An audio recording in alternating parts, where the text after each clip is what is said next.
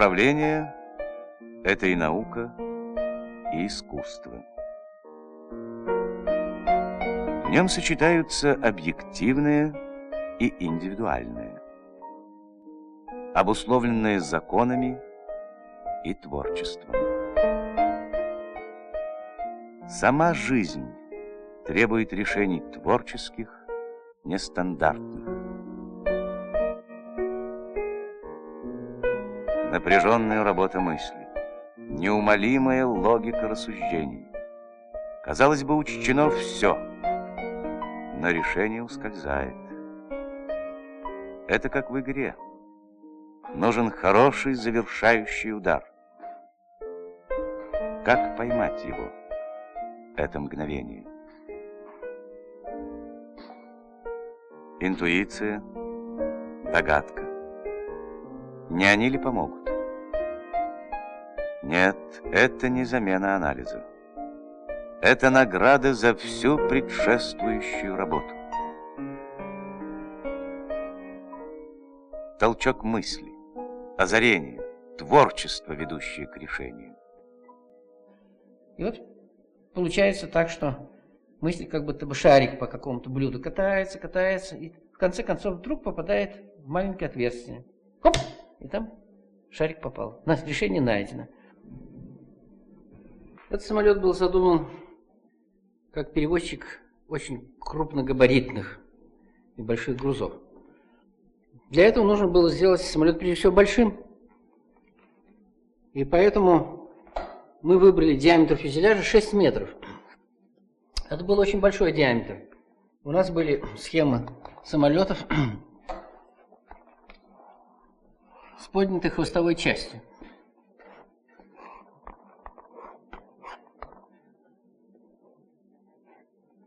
Вот в этой поднятой хвостовой части мы проделали большой люк, и через этот люк производили загрузку. Вот мы стали перед такой дилеммой. Делать вертикальное оперение высокое не выдерживает фюзеляж на скручивании. Разделить его на два маленьких оперения и поставить его пониже, тогда неблагополучно получается с горизонтальным оперением. Эта мысль долго нас мучила. Мы искали всевозможные решения, пока в конце концов не пришла простая идея. Но это довольно смешной случай. Это вообще-то бывает в нашей работе. Когда голова все время занята и вас гложет какая-то мысль, решение может прийти внезапно в самый неподходящий момент. Это решение ко мне, я помню, пришло ночью. Я схватил записную книжечку и записал это решение. Просто сделал набросочек. А на другое утро пришел в КБ и говорю: давайте, товарищи, вот сделаем вот так. Сделали, посчитали, оказалось решение правильным. Вот если мы посмотрим разрез горизонтального оперения, то это вертикальное оперение поместить не так, как оно традиционно обычно помещается, а вынести далеко вперед. Вот форму, которую мы приняли на самолете Ан-22. Вот такие решения мы называем обычно у себя находками. Это такое решение, которое является не компромиссом между двумя одинаково неприятными решениями, а решает оба вопроса, решает полностью. Это как раз тот случай, который подтверждает, что кроме такого сознательного, логического рассуждения для решения тех или иных вопросов, кроме этого, существует еще подсознательная работа мозга. Это очень полезная часть работы. Мозг все время работает, решения какие-то вырабатываются, иногда в конце концов приходите к решению в рабочие часы, а иногда в нерабочие. Процесс это, к сожалению, пока не управляемый.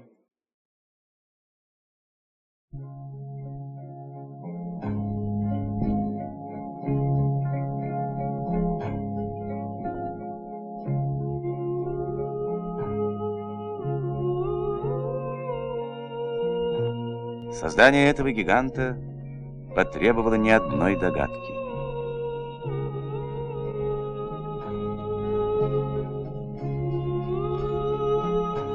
Трезвый расчет и творческая фантазия, дерзание конструктора и талант руководителя.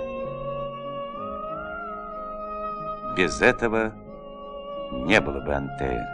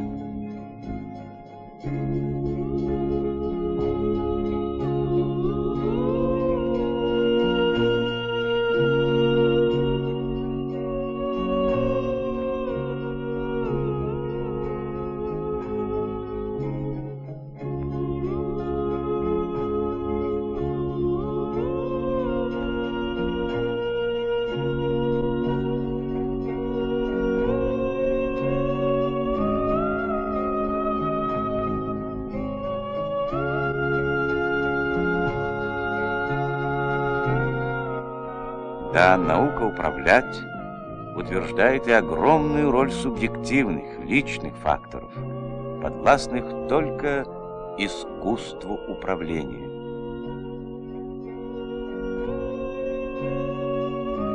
Наука и искусство управления.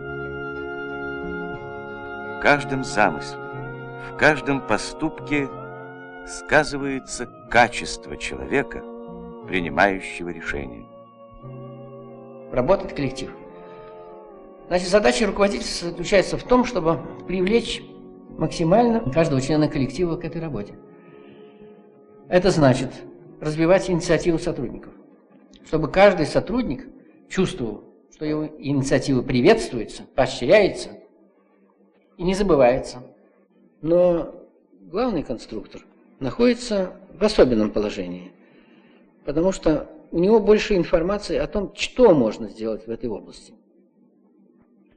Он знает о тех возможностях, которые скрыты в этой области техники, которые можно, по крайней мере, в ближайшее время реализовать и сделать какой-то новый шаг вперед в этой области.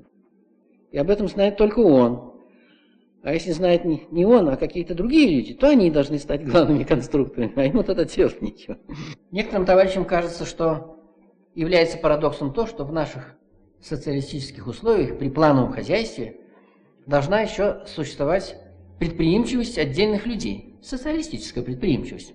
Это, конечно, надо подчеркнуть. Да, конечно, должна существовать.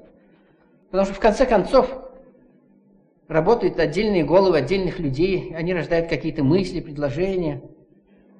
Если нет вот этой начала мысли, идеи, которая является началом всего, если это не началом всякого предпринимательства, в том числе и социалистического, то, конечно, хозяйство будет очень медленно развиваться, будет медленно развиваться техника. К сожалению, бывает предприимчивость в наших условиях и другого рода. Она как раз связана, прежде всего, с недобросовестностью. Когда человек заботится о своей карьере, о своих личных интересах, я бы сказал, материальных интересах, он иногда выступает с предложениями малообоснованными, нереальными, не самыми нужными, но такими предложениями, которые ему кажутся выгодными именно для него лично. И это я бы назвал самым настоящим авантюризмом. К сожалению, иногда мы сталкиваемся с такими фактами, они очень редкие, потому что в нашем социалистическом плановом обществе здесь много фильтров, через которые пропускаются эти предложения. Но бывает, что все-таки проскочит какое-то авантюристическое предложение, и наше общество затрачивает лишние средства, труд, деньги на то, чтобы осуществить по существу бесполезную вещь. Что подразумевается под этим понятием социалистическая предприимчивость? Я понимаю под этим инициативу. Очень развитую, широкую инициативу. С другой стороны, инициатива иногда идет вразрез с планами. И вот этого не надо бояться. В последнее время появилось даже несколько фильмов, которые как раз трактовали этот вопрос. По плану нужно одно, а разумная инициатива ведет людей в другую сторону. Ну и здесь не инициатива должна применяться к плану, а план должен приспосабливаться к новой инициативе и к новым идеям. Значит, управление должно быть такое гибкое, которое допускает любую новизну, которое готово к принятию нового. Поэтому план – это не застывшая вещь. План только это организатор работы. Но творческую работу он никак не может остановить. И мне приходилось переживать такие ситуации, когда моя инициатива, инициатива нашего коллектива шла вразрез с принятыми планами. В этих случаях иногда нас не поощряли, возражали, спорили с нами. Но если мы были убеждены, что мы правы, и что наша инициатива приведет к лучшему народно-хозяйственному результату, мы шли напролом, не считаясь ни с чем.